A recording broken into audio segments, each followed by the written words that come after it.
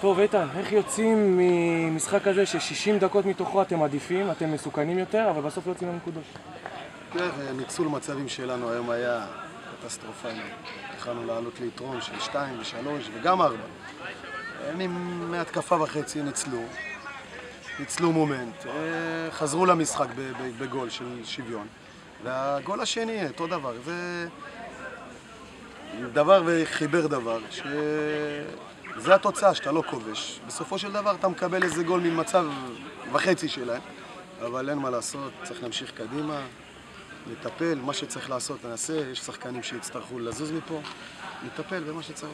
שחקנים שיצטרכו לזוז מפה ויבואו אחרים במקומם? כן, חד משמעית, נביא, נחליף, יהיו פה מחויבים, אף אחד פה לא דרש ממני לא פלייאוף ולא לקלע את הקבוצה מקום ראשון. אני בא, אני עושה את הכל, שתהיה פה קבוצה טובה, מחויבת, הקבוצה היא חדשה, היא גם בתקציב שלה, היא לא באותה תקציב, אבל אנחנו משתדלים לעשות ואנחנו בכל המשחקים עדיפים על כל היריבים. אנחנו מובילים, ואנחנו ראשונים מובילים.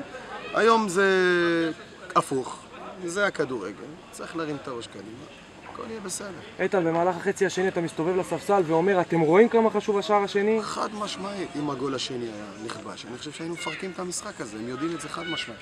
אבל שאתה לא כובש, ואתה לא מוכן, ואתה עוד מחמיץ, ואתה עוד מחמיץ, זה תוצאה. עכשיו תשמע, אתה אחרי הפסד, כל מה שאני אגיד אני אשמע כזה כמתרץ. אבל זה התוצאה, נקודה. מה עם קצת יותר עומק, קצת יותר ריכוז חד בחלק משמעית, הקדמי? הקבוצה שלנו צריכה, אני אעשה את השינויים, ואני יודע לעשות, ואני אזהה אותם, וכבר אני מזהה אותם, יש פה כמה שלא מחויבים, נעשה את החילופים. שום שחקן פה לא חסין בכלום. יש פה דווקא שחקנים שאני חושב שהם בכירים, שהם לא נותנים כלום למען הקבוצה. אנחנו שומעים אוהדים שקוראים לשים את המפתחות. כן, אוהד וחצי, זה בסדר. איתן טייב, שיהיה שבת שלום והרבה בהצלחה. טוב, עודד קוטר, מחצית שנייה טובה שלכם, לא מזכירה את הראשונה. מה אתה אומר לשחקנים במחצית? מה שאני אומר להם זה שאנחנו קבוצה תחתית שרוצה להישאר בליגה, ואסור לנו להיות תקועים וכל מיני דברים שעוצרים אותך במשחק, כמו להיות בפאניקה מכל פעולה וכל דבר. וגם נכנס חדר, פודה, בתור כנף שמאל, וכאילו שיניתי מערך ל-4-5-1, ואני שמח שזה הצליח. גם אחרי ה-2-1, אחרי המהפך שאתה עושה, אתה אומר לשחקנים שלך, לא לחזור אחורה, להמשיך לשחק כמו ששיחקו עד עכשיו. זה עבד, וראינו שאסי גלבוע לא הולכת אחורה, לא נכנס לפאניקה, ככה לא מזמינים התקפות של מגדל העמק. כן, קודם כל המטרה היא, למרות שזה קשה, זה לא להיכנס לפאניקה. אנחנו קבוצה תחתית שרוצה לצאת מהתחתית ולצאת קדימה. עכשיו, מצד שני, היה ברור הרי שמגדל העמק תלך על כל הקופה.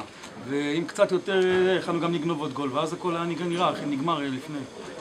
למרות הניצחון עודד, תרשה לי להתייחס לנתון שאי אפשר להתעלם ממנו. 2 בעיטות לשער, ניצול מצבים 100%, אבל אסי גלבוע חייבת להיות יותר מסוכנת. במשחקים אחרים זה עלול לא לעבוד.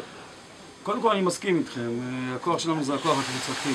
אני גם אמרתי את זה לשחקנים, אנחנו רוצים להביא שחקן או שניים, אבל כל שחקן שיבוא או שניים שיבוא, זה יהיו שחקנים שמתאימים לקבוצה, למועדון, ושיהיו מחוברים. ואני אומר באמת שהרבה שחקנים רוצים לבוא, וזה מאוד מחמיא גם לי וגם למועדון, אבל ההחלטה שלקחתי גם אני בתור מאמן, אני לא אוהב בפאניקה להביא שחקנים, נחכה שיבוא מישהו באמת כמו שנה שעברה שקרה עם אבי מלכה, אז שיבוא מישהו כזה ואז אנחנו ניקח אותו. שחקני אסי גלבוע כבר השלימו עם העובדה שהקבוצה הזאת היא קבוצה שהמטרה שלה היא להישאר בליגה?